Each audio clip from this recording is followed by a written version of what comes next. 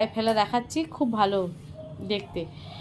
আর এদিকে দুপুরবেলায় কী কী রান্না বান্না করেছি চলো, রান্নাঘরটা ক্লিন করে নিয়েছি, এখন খেতে দেবো সোনাইকে বাবাকে।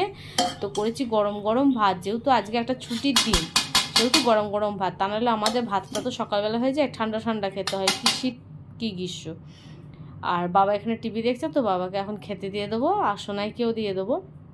আর এখানে কি রান্না হয়েছে, নিম বেগুন করেছি, যেটা বাবা খেতে খুব ভালোবাসে, আর আমি আগে এতটা খেতাম না, কিন্তু এখন আমিও ভালোবাসি। আর সোনাই আর ওর বাবা যেহেতু নিম বেগুন খেতে চায় না, তো ওদের জন্য বেগুন ভাজা করেছি। আর এঁচোর চিংড়িটা আছে, লেবু আছে, চাটনি আছে। আর সর্ষে পোস্ত বাটা দিয়ে করেছি বাটা মাছের একটু ঝোলঝোল করে ঝাল। আর ওপর থেকে ধনে পাতাটা ছড়িয়ে দিয়েছি, দারুণ খেতে হয়েছিল এই ঝালটা।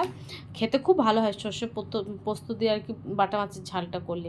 আর বাদাম দিয়ে করেছিলাম মোচার তরকারি। তো তোমাদের সাথে আজকে একটা ছোট্ট ভিডিও শেয়ার করলাম, কেমন লাগলো অবশ্যই কমেন্টে জানিও।